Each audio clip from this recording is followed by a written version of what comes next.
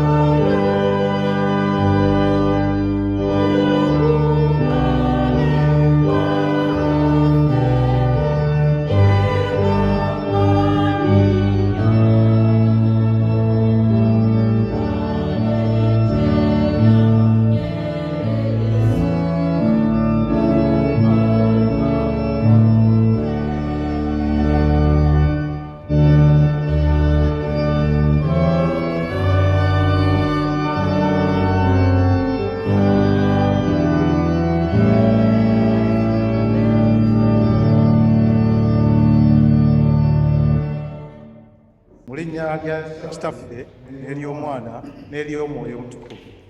Amiina. Ekisa kibeerenga gye muli n'emirembe ebiva eri Katonda Kitaffe ne Mukama waffe Yesu Kristo. Abaagalwa ennyo, tukuŋŋaanye wano mu maaso ga Katonda Ayinza byonna ne mu maaso g'ekibiina kyonna eky'omu ggulu okwewaayo eri Katonda nga tuyita mu Yesu Kristo Mukama waffe, okusinza kwaffe n'okutendereza kwaffe era okwebaza kwaffe, okusaba ku lwaffe ne ku lw'abalala, tulyoke tweyongere okumanyira ddala mu mazima obukulu bw'okwagala kwa Katonda era tuwolese ebibala eby'ekisa kye mu bulamu bwaffe, era tusabe ku lw'abalala ebyetaagibwa ku lw'obulungi bwabwe. Kale tukkakkane tufukamire okusobola nga tujjukira nti Katonda ali wano naffe kaakano. Ffenna wamu twatule essaala eyo. Ayi Kitaffe ayinza byonna era ow'ekisa ekingi, tukyamuwa okuva mu makubo g'endiga bwe zirula, tugoberera nnyo okulowooza n'okwegomba by'emitima gyaffe, tugaana okuwulira amateeka agatukuvu, tuleka ebituwanira okukola era ne tukola ebitatuwanira okukola, so nga n'obulamu temuli bufu. Naye ggwe Ayi Mukama otuddemu ffe amanaku abalina ebibi. Ayi Katonda wasaasira abantu b'okubonamu, obazza aboneredde nga bwe wasuubiza abantu bonna ku bwa Yesu Kristo Mukama waffe. Ayi Kitaffe ow'ekisa ekingi, era otubeere ku bwoyi okutanulira okwegendereza nga tukutya ggwe era nga tukolere obutuukirivu, erinnya ly'ettukuvu litenderezebwe. Amiina. Essaala ey'okusonyiyibwa. Abawe tukwegayiridde Mukama waffe ow'ekisa abantu bo abakwesiga okusonyiyibwa n'emirembe, balongoosebwe ebibi byabwe byonna, balyoke bakuweerezenga n'omutima omutereevu olwa Yesu Kristo Mukama waffe. Amiina. Kale tuyimuke watule essaala ya Mukama waffe. Kitaffe ali mu ggulu, erinnya lyo litukuzibwe, obwakabaka bwo bujje, ebyagala bituuke mu nsi kale bukolebwa mu ggulu. Tufe leero emmere yaffe ya leero, tusonyiwe okwonoona kwaffe nga ffe tusonyiwa abatwonoona, totutwala mu kukemebwa naye otulokole mu bibi, kubanga obwakabaka n'obuyinza n'ekitiibwa byo emirembe n'emirembe. Amiina. Ayi Mukama atwasamye emimwa gyaffe, akamwa kaffe ne kalyoka koogera amatendo go. Ayi Mukama yangu okutulokola. Ayi Mukama yangu okutubeera. Ekitiibwa kibe eri Kitaffe n'eri Omwana n'eri Omwoyo Omutukuvu, nga bwe kyali olubereberye, bwe kiri ne kaakano, bwe kiriba emirembe n'emirembe. Amiina. mutendereze Mukama. Erinnya lya Mukama litenderezebwe. Kale Luganda tutuule wansi anetutumize ebyaleero. Ekitundu kyaffe ekisooka kivudde mu kitabo kya Kaggayi okuva ku lunyiriri olusooka okutuuka ku lw'omwenda. Kaggayi ekitundu ekyokubiri okuva ku lunyiriri olusooka okutuuka ku lw'omwenda. Mu mwezi ogw'omusanvu ku lunaku olw'omwezi olw'Amakumi-21 ekigambo kya Mukama ne kijjira Kaggayi nnabbi nga kyogera nti, gamba nno Zerubbaberi mutabani wa Seyalutyeri ow'essaza lya Yuda ne Yosuwa mutabani wa Yekozadaaki kabona asinga obukulu n'abantu abafisseewo ng'oyogera nti, ani asigadde mu mmwe eyalaba ennyumba eno mu kitiibwa kyayo ekyasooka? Era mugiraba mutya kaakano?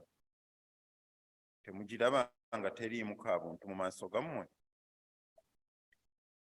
Era naye kaakano beera n'amaanyi, ayi Zerubbaberi, bw'ayogera Mukama, era beera n'amaanyi, ayi Yosuwa mutabani wa Yekozadaaki kabona asinga obukulu, era mubeere n'amaanyi mmwe mwenna abantu ab'omu nsi, bw'ayogera Mukama, mukole omulimu kubanga nze ndi wamu nammwe, bw'ayogera Mukama w'eggye.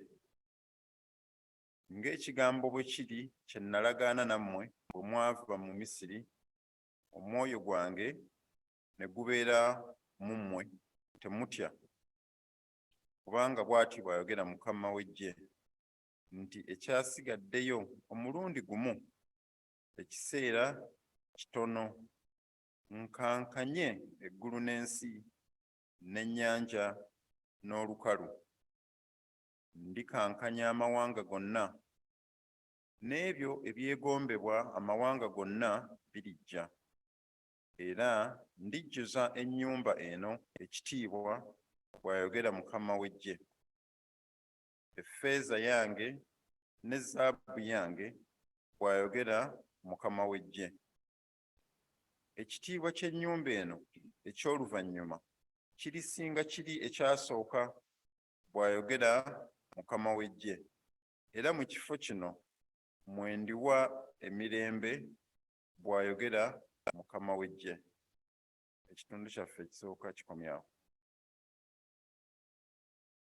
Zabbuli yaffe ya leero ya 122 egamba bw'eti: Naasanyuka bwe baŋŋamba nti tugende mu nnyumba ya Mukama, ebigere byaffe biyimiridde munda mu miryango gyo, ggwe Yerusaalemi.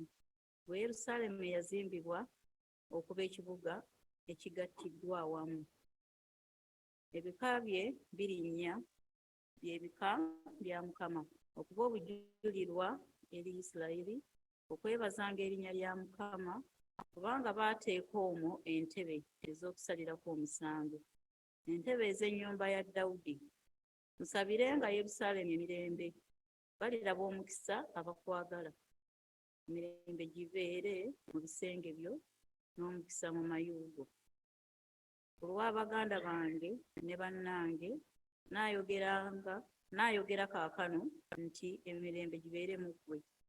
Olw'ennyumba ya Mukama Katonda waffe, naanoonyanga obulungi bwo. Ekitiibwa kibe kitaffe n'eri Omwana n'eri Omwoyo Omutukuvu, nga bwe kyali olubereberye, ne kaakano, ekiriba kabereberye. Amen.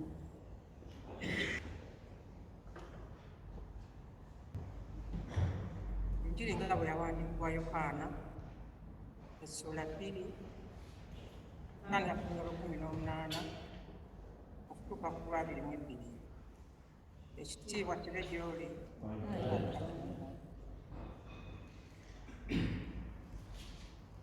Awo Abayudaaya ne baddamu ne bamugamba, kabonero ki wetwolesa akakukozesa bino? Yesu n'addamu n'agamba nti, mumenye yeekaalu eno, nange ndigizimbira ennaku 3. Awo Abayudaaya ne boogera nti, yeekaalu eno yazimbirwa emyaka 46, naawe gizimbira ennaku 3. Naye yayogera ku yeekaalu ya mubiri gwe. Awo bwe yazuukizibwa mu bafu, abayigiriza be ne bajjukira nti yayogera ebyo, ne bakkiriza ebyawandiikibwa n'ekigambo Yesu kye yayogera. Tukwebaza Ayi Katonda. Kale ka tuyimbe oluyimba olwokubiri, Yesu alifuga wonna. Oh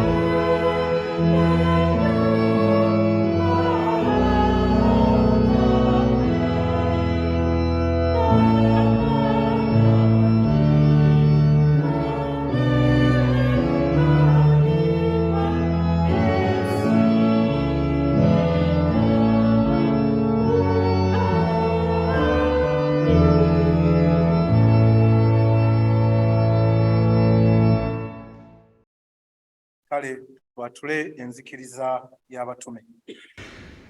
Nzikiriza Katonda Kitaffe ayinza byonna, omutonzi w'eggulu n'ensi, ne Yesu Kristo omwana we omu yekka Mukama waffe, yazaalibwa omuwala atamanyi musajja Maliyamu, yabeera olubuto olw'Omwoyo Omutukuvu, n'abonerezebwa mu ddembe lya Ponsiyo Piraato, n'akomererwa ku musaalaba, n'afa, n'aziikibwa, n'akkirwa mu bafu, olunaku olwokusatu n'azuukira mu bafu, n'agenda mu ggulu, atudde ku mukono ogwa ddyo ogwa Katonda Kitaffe ayinza byonna, naye alivaayo okukomawo okusala omusango gw'abalamu n'abafu.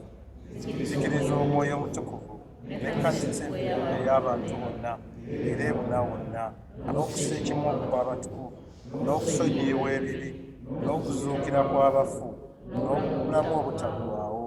Amiina. Mukama abeere nammwe. Abeere n'omwoyo wo. Ayi Mukama otuddiremu. Ayi Kristo otuddiremu. Ayi Mukama otusaasire. Otuwe obulokozi bwo. Ayi Mukama lokola abafuzi baffe. Owulire n'ekisa kyo bwe tukoola. Yambaza abaweereza bo obutuukirivu. Sanyusa abantu bo abalungi. Ayi Mukama lokola abantu bo. N'obusika bwo obw'omukisa. Ayi Mukama otuwe emirembe mu nnaku zaffe. Kubanga tewali mulokozi mulala kulwanirira wabula gwe wekka, Ayi Katonda. Ayi Katonda otulongoose emitima gyaffe munda. So totuggyaako Omwoyo wo Omutukuvu. Kale ffenna tusabe twatule essaala eno ey'akawungeezi. Ayi Mukama wegayirira omusana gwo gwakenga mu nzikiza yaffe, otukuumire n'ekisa kyo ekingi, otugye mu kabi konna ak'ekiro kino olw'okwagala kw'omwana wo omu yekka omulokozi waffe Yesu Kristo. Amiina. Ffenna twatule ekisa kya Mukama waffe Yesu Kristo n'okwagala kwa Katonda n'okussa ekimu okw'Omwoyo Omutukuvu bibeere naffe ffenna emirembe egitaggwaawo. Amiina. Kale abooluganda tukakkane oyongere okusaba. Mukama Katonda tukwebaza olw'okutuleeta wano nate okusinga ennyo. Mukama tukwebaza olw'okutumazaako omwaka. Bannaffe bangi Mukama bagendera mu mwaka ogwo, naye ffe lwetuleseewo kubanga olina ensonga zo. Otubeere okwongera okukumanya n'okwagala n'okukuweereza obulungi. Twebaza Mukama olw'Ekkanisa n'abantu be watuwa Mukama okubuulira enjiri. Twebaza olw'Ekkanisa yaffe eno eye Thornton Heath. Twebaza olw'Ekkanisa ey'Ewutalu n'Ekkanisa endala zonna eye Greenwich, obuweereza Mukama bw'otuwadde okukola. Mukama twagala okwongera okusaba nga tukwegayirira. Olaba emirembe egitali mu nsi, abantu nga balwanagana, nsi nga zirwana, abantu balina mirembe. Twagala oyongere emirembe n'obutebenkevu mu nsi zaffe na wano wonna. Twongera Mukama okuwaayo Ekkanisa, abantu ababuulira enjiri, Kkanisa y'Uganda, Church of Uganda, Bishops, abaawule n'abantu bonna Mukama be watuwa okukola omulimu gwo. Twongera okuwaayo mu ggwanga lino lye tulimu, Obwakabaka, tuwaayo Prince Charles n'abambejja n'abalangira abakola omulimu Mukama gw'okubeera nga bakulira Church of England oba n'otukulira ffenna. Twongera okuwaayo ne gavumenti ya wano era wamu ne Uganda. Ebintu byonna bye bateesa ffe okubeera mu nsi Mukama bibeere ebitugasa era ebitutwala mu maaso. Twongera okuwaayo Mukama abaana baffe abali wano Mukama bongera okumanya. Twagala gwe oyongera okubalera, kuba gwe gw'osinga okulerera, gw'osinga okumanya kye bali. Ffe abazadde bwe tuba nga tulemeddwa oba nga tetusobola Mukama twagala otukwatireko. Bamanye nti obulamu mu nsi muno butambula ng'owuliriza bakadde bo, nga ne Mukama naye bw'atyo naawe bw'otukwatirako. Oyo bongereko amagezi mu kusoma, n'abali mu kukola emirimu Mukama nabo oyongere okubongerako amadaala. Twagala Mukama okwongera okusaba naffe abantu bonna abali mu kukola oba otuwa omukisa, n'abalala nga tebalina mirimu Mukama obafunire emirimu, obafunire ekyokukola, nga tutambulira mu nsi inflation ngeri waggulu, nga buli kimu Mukama kirabika nga kizibu, naye gwe twagala otugondeze. Mukama tulina bingi by'okuteeka mu maaso go. Twongedde okuwaayo Mukama abalwadde abali mu malwaliro, abali wano n'abali e Uganda. Mukama oyongere okubajjanjaba. Awatali ssuubi Mukama oteekewo essuubi.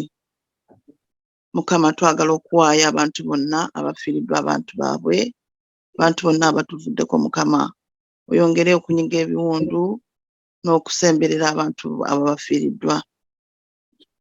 Tuwaayo Mukama Ssabbiiti eno egenda okutandika, otukulembere mu bye tugenda okukola, obituweeremu omukisa.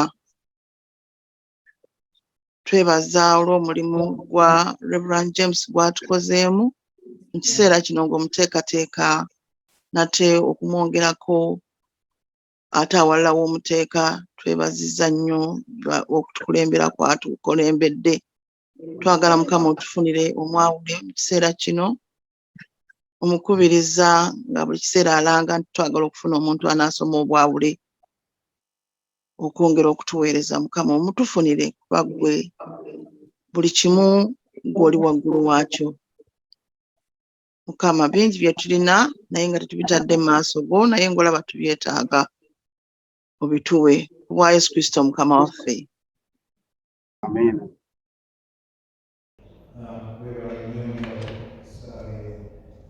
Kale nga tweteekateeka okuwulira obubaka Mukama bw'atadde mu birowoozo n'omukamwa ka muganda waffe wabwe mwami Mukiibi, mbasaba mumpeeyo oluyimba lwaffe olwokusatu 2:10 buli muntu yenna awulire.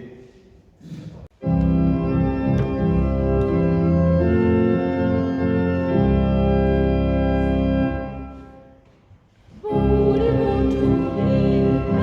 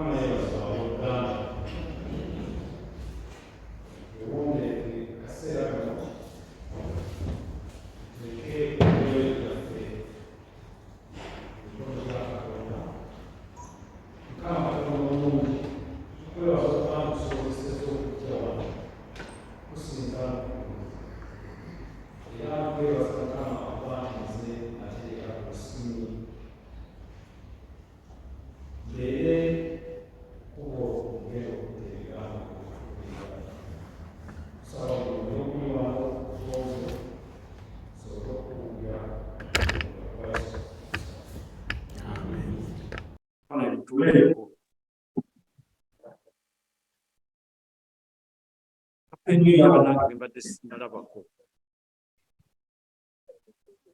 Omwami omukyala musuku nansanyusa obbalaba. 223 abanyiriza. Tusanyukidde ddala obbalaba. Ne bannaffe abalala mwenna be tubadde tuludde okulaba. Tusanyukise nnyo. Mumbejja tukwaniriza okubiri. N'akulinaana. Ne muwala wange naawe tukwaniriza atudde ne mukoddomi wange mwami Mpungu. Ensi mugiraba bwetambula bannange. Sunaka mumuwulidde bw'akoze olwaleero. Sunaka agobye mukwano gwe.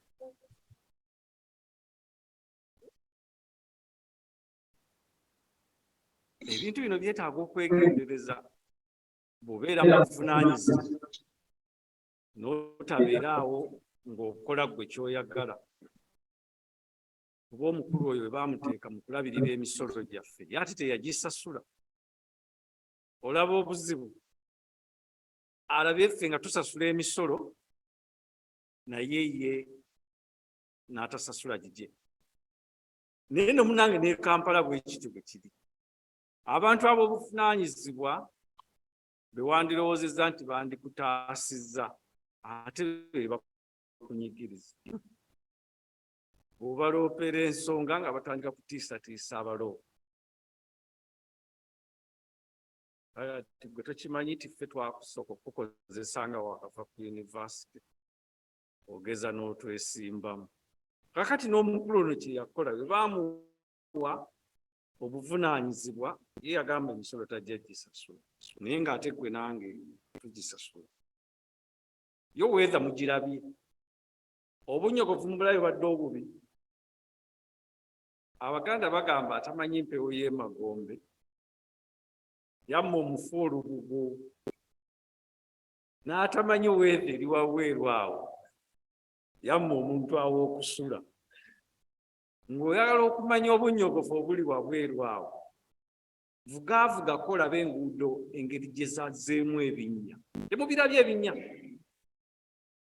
Singa mwami Kalanzi alina obudde yandibadde abannyonnyola nti ebintu materials bwe zinyogoga zigejja ate bwe zibuguma ne zifunda. Kati awo mu kugejja n'okufunda bondi okwekwata wekola ki? Tova olaba nti obunyogovu bubadde bubi nnyo. Buli wamu waliwo ebinnya. Era kati kansa egenda ku bbiiru yakuddaabiriza nguudo. Katuddeyo ku bigambo ebituleese. Haggayi oba mu luzungu gwe bayita Haggayi.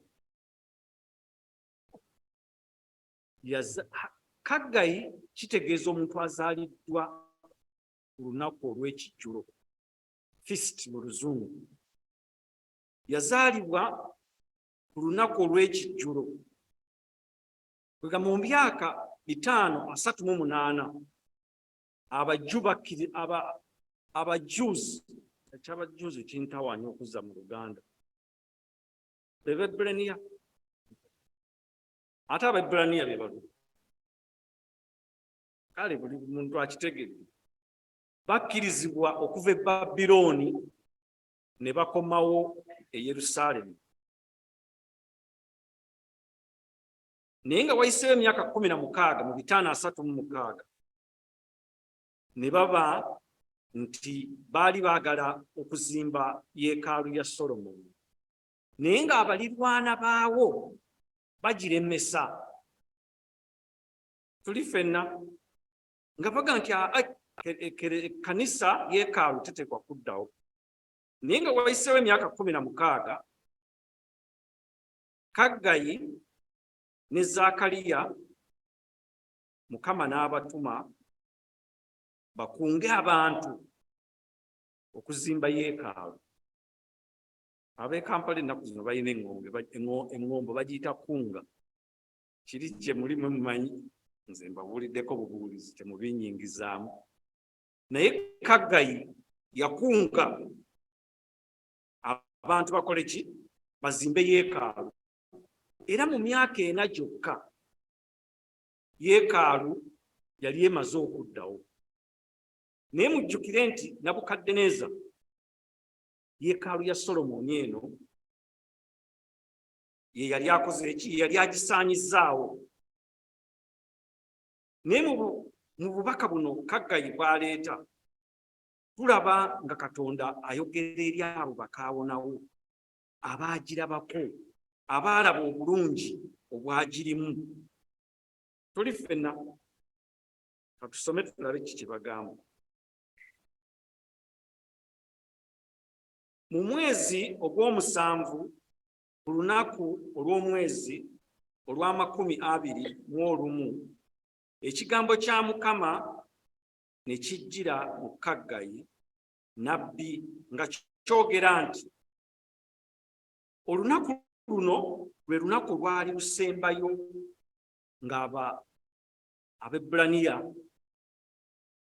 beebaza Katonda olw'obugabirizi bwe yabawa mu myaka 4 nga bali mu ddungu bava e Misiri. Naye mu kaseera ako Kaggayi mwe yatumirwa, ng'olinayo akaseera obeera kaawo n'ojjukira Mukama n'omwebaza olw'obugabirizi bw'akuwa. Wano bannaffe ebyawandiikibwa bikulaga nti baafunanga ekiseera, ennaku z'omwezi ezo ze batubuulidde, omwezi ogw'ekkumi, olunaku olw'21 mu mwezi ogw'omusanvu, nga beebaza ne basiima Katonda ebirungi byakola ki, bye yabakolera. Naye ate buli muntu ali wano mulaba Mukama alina ebirungi byamukoledde. Omumbejja yatunyumiza luli ebirungi Mukama byamukoledde, era n'atugamba mumbejja mazzi, n'atugamba nti bwe muba mulina obuzibu bw'ettaka bwonna, ofiisi ya Wakise mulimu 5. Si kyekyo? Bameka abaamulaba abalina obuzibu bw'ettaka? Ofiisi ye Wakise mulimu 5, maama ono bwe mulaba. Anyikabunyizi ppeesa n'agamba nti kiki? Mwami musoka ettaka balibba. Omumbejja waali. Temugamba nti bannange twafuna ebizibu, omumbejja najja. Omanyi Katonda aleeta bamalayika nga gwe tomanyi na kumanya. Oyinza okubeera awo nga togenda kulya kyaggulu. Jjajja wange Naalongo nakkubira essimu n'agamba waayi nkufumbiddeyo ettooke jangu olikime. Awo be bamalayika Katonda baasindika. Naye n'omumbejja ayinza okuba nga malayika ali wano wakati mu ffe nga azze okutujuna, azze otukonekitinga ku bantu abakola ki, abataasa obuzibu, abaleeta obuzibu. Katugende ku lunyiriri olwokubiri. Gamba nno Zerubabbeeri mutabani wa Surayiyeteri ow'essaza lya Yuda, ne Yoswa mutabani wa Yekozaaki kabona asinga obukulu, n'abantu abafisseewo, ng'oyogera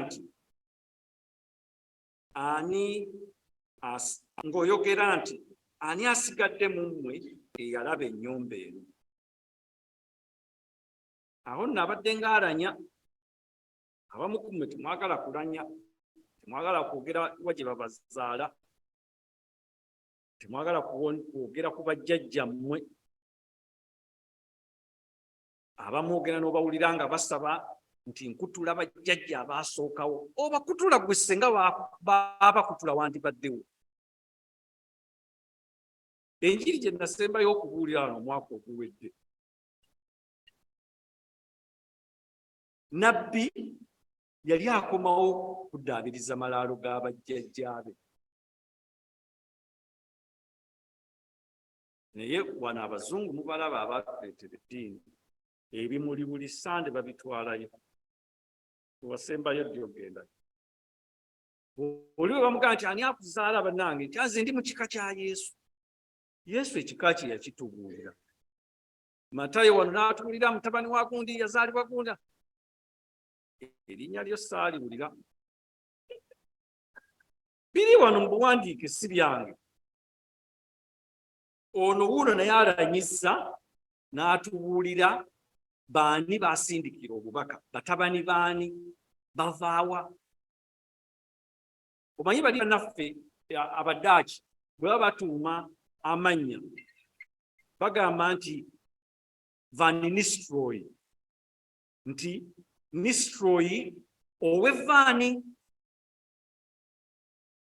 Kati nze bandadde bampita Vaani Mukiibi.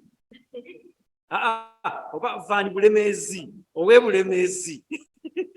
Okitegedde. Kikulu nnyo okubanga olanya ng'olaga ensibuko yo ne tumanya wa gy'ova. Buno obubaka bwali bw'abakaawonawo abaali bavudde e Babirooni. Naawe oyinza okuba nga oli kaawonawo wa COVID. Nga COVID wamulabako. Oyinza okuba nga oli kaawonawo wa financial meltdown. Twafuna obuzibu wano wa 98. Ebintu byonna ne byonooneka, amabanka ne gaggalawo. Abamu ne babuuka ne bava ne ku bizimbe ne bedda. Abalala ne basigalawo nga basula ku streets.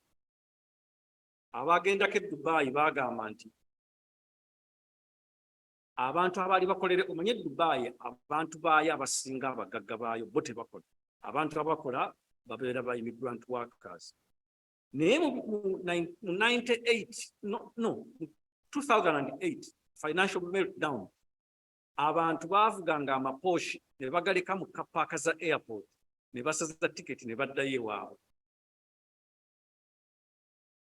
Si ekyo mwami olusinga ne bagalekawo. Kakati abantu abaasigalawo abo ne babanga baali ki? Bakaawonawo. Tugende ku lunyiriri olw'okusatu. Ani asigadde mu mmwe eyalaba ennyumba eno mu kitiibwa kyayo ekyasooka era mugiraba mutya kaakano? Temulabanga temuli kaabuntu mu maaso gammwe? Eyinza okuba nga yali bizinesi.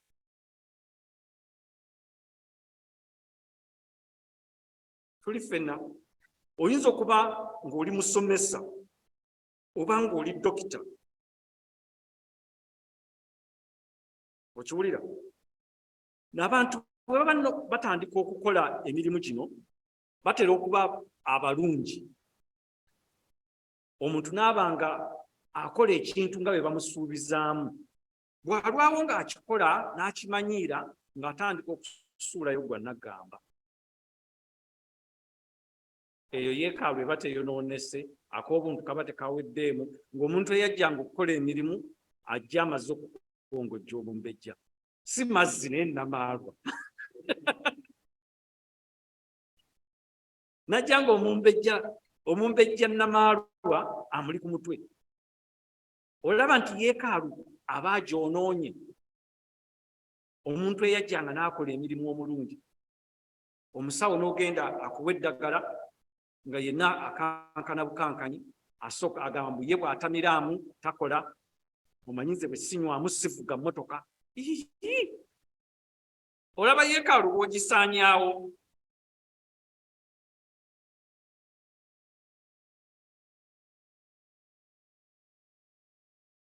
Ebiseera biri ebyedda we twakulira, nze maama wange yalinanga sapatu nga gy'asooba n'akuwamu nga 2. Abamu ku mmwe mwamulabye ku nnaku ezo bazzukulu be bagenze ne bamukolera akaatu n'abeera ku intaneti, naye nga mpaana oluwaano oyinza okuza teyampisangamu sapatu. Enjiri bwe yagirabye yalowoozezza nti nabadde njogera ku ye, kuba maama wange bw'omuwa emitwalo 10 kasita amala okugulako ebintu byonna bya mitwalo 2 ezisigaddewo ng'azigaba. Kati yabadde alowooza nti enjiri nagitadde ku ye. Era yankubitiraga nti ssebo bw'oba obuulira enjiri oyogera ku nze. Ssente bwe nzigaba oba ozimpadde oba okyazaagazaaki. Naye enjiri bwe tugibuulira buli muntu eyinza okuba nga erina engeri gy'emukwatako. So maama manyi nakano jja kalaba nabadde soogera. sikulwanga ompisaamu sapatu lwonaddamu okudda naye violence edda nga ffe tukyakula sapatu eyo yatukakkanyanga naye ennaku zino abaana bw'oba teweesibye ebbiri abaana balinga abatulemyemu. Tulina muzzukulu waffe bamufumita ebisaawo nga 2 na last month, muzzukulu wa mukwano gwange abeera mu East London, 16-year-old 16 jajjaawo ava kunkubira leero, mwami Moses Muwonge mu London wakati. Abaana mubalabirire ebiseera biriffe bye twakulirangamu. Omanyi ffe eri ewaffe e Bulemeezi nga bw'ojja onoonya ewa mwami wa Lusimbi nga bagamba katukuwa omwana wuuno akutwaleyo, naye wamwe bwekityo bwe kyali. Naye ng'omwana bamuwa omuntu gwe batamanyi na kumanyi, era omwana olukutuusa ng'adda eka. Kakati omwana omuwaayo atwala omuntu tomweweerayo, yeekaalu mugiraba bweyonoonese. Obulungi buli bwe twalabanga mubulaba bwe buweddewo. 16-year-old maama weffe twamuleranga, muwala wa mwami Muwonge. So effectively aba muzzukulu waffe, omwana akuzibwa kyalo. Very young, nga buli kimu kikola kikyali mu maaso ge.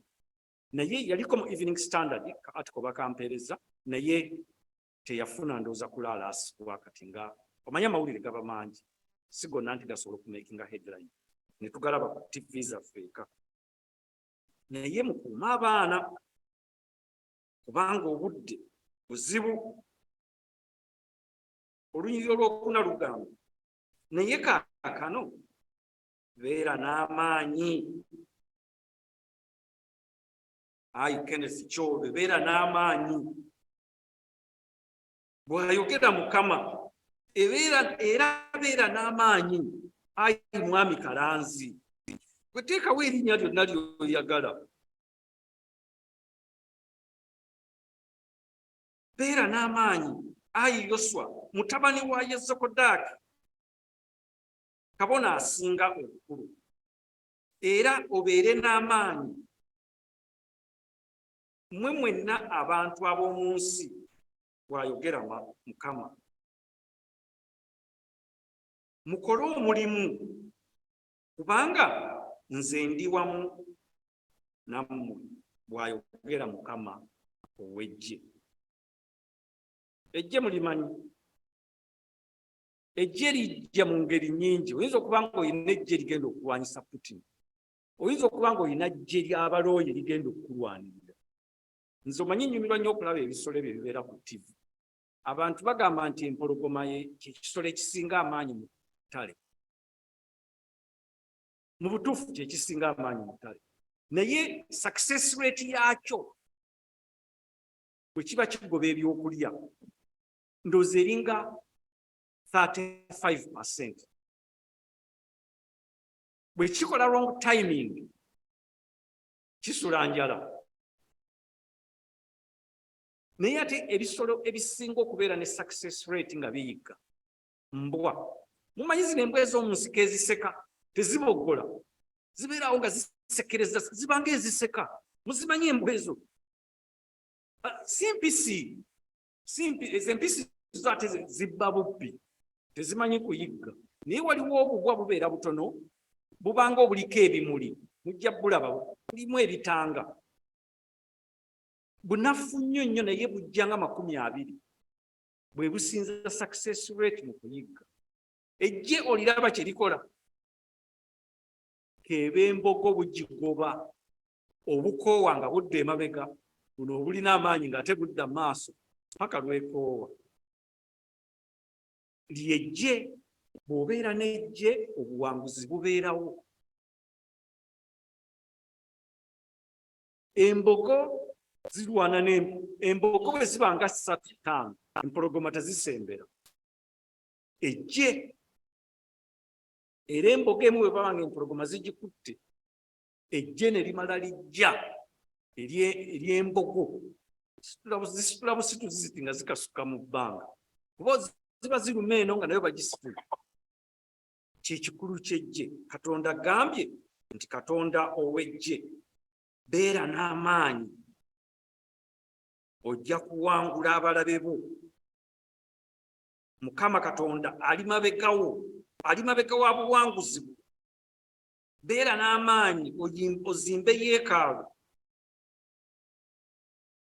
beera n'amaanyi okole emirimu gya Mukama. Ate munange beera ng'okola emirimu gya Mukama, Mukama akuweereza bamalayika benna bagambyeko wali emabega. Oluusi bamalayika bajja, omuntu n'alowooza nti abadde bubeezirake. Katonda aba akulowoozezaako. Nagaka nkuweereza omuntu gundi ajje akutuuseeko ky'oyagala. Katonda ekintu ky'omusaba tagenda kireeta physical akikuwa. Sibagaana kusaba, naye wali abantu abasaba Monday to Sunday nga tebagenze kukola. Musabe bannange ennaku 2 oba ennaku 7, naye Mukama awa omukisa emirimu gy'emikono gyammwe. Kubanga ebintu tajja bireeta physical bibakwasa. Naye genda obeere mulungi eri Mukama wo, omusaala gulinye buli mwaka ayongereko 10%. Obwo bwe bugabirizi Mukama bwakola ki? Bwagenda okuleeta. Kati yeekaalu eno mu tetusanyusa. Abantu bagenze bakomawo, abantu baali bakendedde. Naye ani yalaba ku bulungi bwayo bwe yali wano nga Reverend Ntega akyaliwo? Abantu wano nonna nga bajjula ne batuula buli wantu. Obuvunaanyizibwa bwo okuzimba yeekaalu. Komawo okuva e Babirooni ojje nga Kaggayi bwe yakomawo okuva e Babirooni ne bajja okuzimba yeekaalu ya Solomoni. Mukomeewo tugizimbe. Kuba akugambye nti tewalaba bulungi bwayo, naye mu maaso g'ekyakusanyusa. Yeekaalu eno we yabeerera ey'amaanyi nga ttiimu, gospel teams, Marko, Yokaana, Luka ne Matayo. Omuzungu agamba nga zibaazinga bubaazinzi nga ziringa enjuki. Olaba abantu wano kati singa olaba kkala nga zeetoolodde buli wamu. Women team, ttiimu y'abaami. Abaana wano be twalina nga bakommonta emirere sayidi wali ne bakuba eŋŋoma. Sunday school nga y'amaanyi. Picnic ze twakolanga mu paaka. Retreats ze twakolanga nga tugenda eyo ne batusomesa ne batubangula. Tukomewo tuzimbe yeekaalu ya Mukama. Ekyo kyatwagaza. Katweyongereyo ku lunyiriri olw'okutaano. Ng'ekigambo bwe kiri kye nalagaana nammwe bwe mwava mu Misiri. Omwoyo gwange ne gubeera mu mmwe, temutya. Omwoyo kye kintu ekisinga okubeera n'amaanyi. Spirit. Omwoyo bwe gubeera ogw'amaanyi, okola n'ebintu by'otasobola, by'olowooza nti physically tosobola bikola. Empologoma gye mbanyumirizaako wali emabega erina a very determined spirit. Ne bw'ebeera byenjovu ega nja kukulya ggwe. Ne bw'eraba ebisuulo nga binene bitya era egezaako n'ekola ki? N'erumba. Naye Mukama agambye nti omwoyo gwange guli mu mmwe.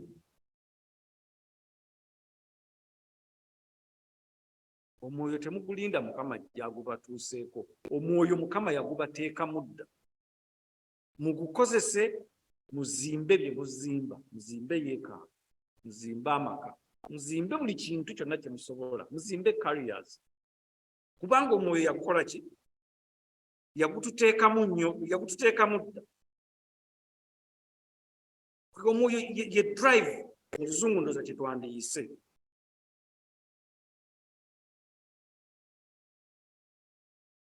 Katonda yakujja e Uganda, Katonda yakujja mu bwavu, yakujja mu bulwadde. Lowooza bulowooza mbeera yonna yonna Katonda gye yakujjamu.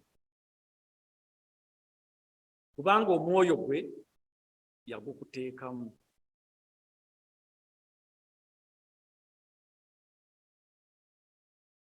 Holy Spirit akulimu. Kyemanyi ffenna tugenda kuzimba yeekaalu. Oba tuzimba yeekaalu, oba tuzimba mirimu. Okuzimba byonna ebyamenyeka. Tukkiriza buwanguzi. Kuba tulabye wano nga Kaggayi akakomawo, nga Kaggayi nga Mukama tannamusindika. Abaebbulaniya abaasooka abaali baagala okuzzaawo yeekaalu baafuna okuwakanyizibwa okuva ku balirwana. Mukama n'alyoka asitula Kaggayi n'amugamba njagala yeekaalu ezimbibwe. Nabukaddeneeza gye yali akoze eki? Amenye. Nabukaddeneeza abasinga ku mmwe mwamusomako mu Yesu. Bagamba teyali musajja mwangu. Ndowooza ali mu luse lumu ne lwahitira. Mwami Walusimbi asinga obimanyi. Tebali mu lwankazi emu. Yamenyawo ennyumba ya Mukama myaka 48 nga tezzibwangawo. Naawe bw'owulira nga waliwo ekimenyeddwawo toggwaamu maanyi. Okuzzaamu amaanyi nti Mwoyo wa Mukama ali naawe ow'eggye. Ndowooza Abazungu bagiyita Calvary. Si kyekyo? Eggye ery'amaanyi lijja lirina amafumu, lirina buli kintu. Mukama akikuteekamu. Nkuwadde ekyokulabirako ekirungi nti embwa wild dogs mujja ziteeka mu Google. Katonda Google yamuteeka mu bibatu byammwe. Temukyalina kuddayo kumunoonya. Ali mu bibatu byammwe mwatambulira. Muteekemu wild dogs. Abamu baziyita painted dogs. Teziboggola, ziba ng'ezisekereza. Naye ze ezisinga okubeera successful mu kuyigga. Ate zo tezigoyinga ffe obulago. Era bwe zikutuukako nga zibadde zigoba, we zisooka okukwata, we zisooka okulya. Ndowooza era ebisolo bye zirya bifa painful death. Naye nammwe mubeere successful. Mubeere nga mutuukiriza omwoyo spirit. Mubeere omwoyo gwo guli mu mbwezo. Eggye ery'amaanyi, Katonda ow'eggye ali mabega wammwe. Muzimbe yeekaalu, muzimbe obulamu bwammwe, muzimbe buli kintu kyonna. Mukama abampeera ennyo omukisa, kansuubire nti ebigambo ebyo bibadde bya mugaso eri omwoyo we. Mukama abawe omukisa. Ssebo webale nnyo, webalire ddala ebigambo ebyo by'otubuulidde. Kati nga tuwaayo ebirabo byaffe, tuyimuke tuyimbe oluyimba 172 okwagala okutaggwaawo. Ebirabo oba osobola okuwaayo ku akawunti yaffe y'Ekkanisa eri waggulu awo, oba osobola okujja ng'olina kaadi n'okozesa kaadi eno. Mpozi nga bulijjo nandibasabye bw'obeera nga ogenda kuwaayo obweyamo, lindako okusaba ku ggwe osooka oweeyo obweyamo, okuggyako nga kaadi wagikozesaako dda n'oteekamu details mu machine, kati awo toluwaayo. Naye bw'oba nga ogenda kuwaayo obweyamo omulundi ogusooka ku kaadi eyo, waayo nga tumaze okusaba oleme kulwawo. Otherwise musobola okuwaayo mu kibbo abakebezi banaaba nga bakireeta. Kale nga tuwaayo ebirabo tuyimbe oluyimba 172 okwagala okutaggwaawo.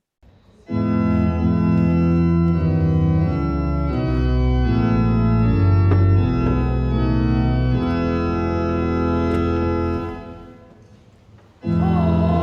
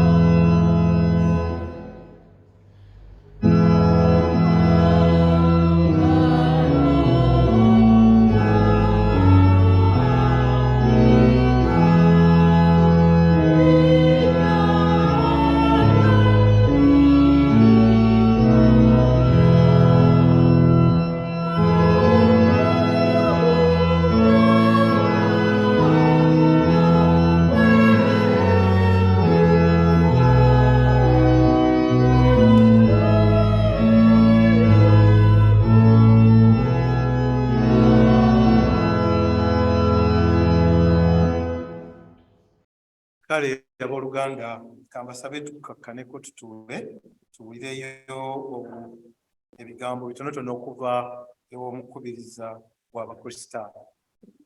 Abakristaayo mwenna tubalamusizza, mwebale nnyo okujja, mwebale okutambula mu mpewo, mwebale okuba n'obuvunaanyizibwa. Abamu abasinga mubawala nnyo, temukomanga okwo nje nga buli kiseera tusinze nga ffenna. Kati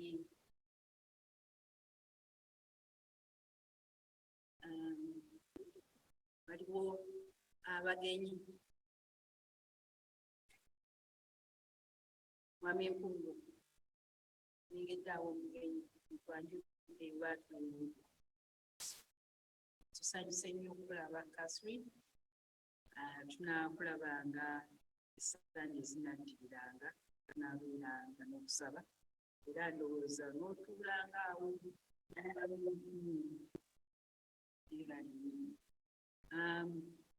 twaniriza abo bonna abavudde St Jude, abavudde Greenwich, Liberty amu ne Wootton, bebali nnyo okujja. Tusaasira bonna abalwadde, babadde waasiza abalwadde abali wano n'abali eka n'abali mu nsi endala. Ate era tusaasira nnyo abo abafiiriddwa, kama abamubi abongereko amaanyi.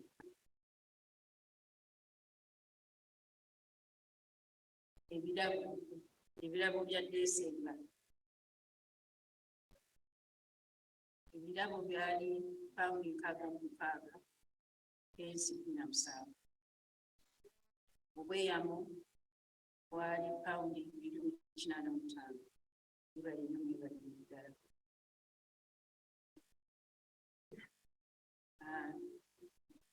Twebaza nnyo omubuulizi waffe ani Vincent. Mwebale nnyo, yogedde ku bintu bingi nnyo era ndowooza buli omu alina kyafunyeemu. Mwebale nnyo okola nnyo omwaka wo, yogedde ku bintu bingi sagala timubiddamu. Tulina okwebazaanga Mukama katujjukiza omumbejja nga bwe wali amazzi ebeebaza tandiira kuba. Ate era twebaza olwabadde wano okusaba kwabadde kunene. Mukyala Isaka Kikozi badde ngenda kwogera bya kitaawe Katoosa, yabadde ajjukira omwami we muwala we. Bali bazini bibaliza wano bonna abaabayamba babeererawo bamwami Kikozi. Era netwebaza ne Reverend James yakoze omukolo ogwo. Ate era nebaza nnyo abaamamu bayambye nnyo okutegeka omukolo gwabadde mulungi nnyo. Mwebale nnyo, mwebalire ddala. Nammwe abazze sapootinga mwebale nnyo, mwebalire ddala.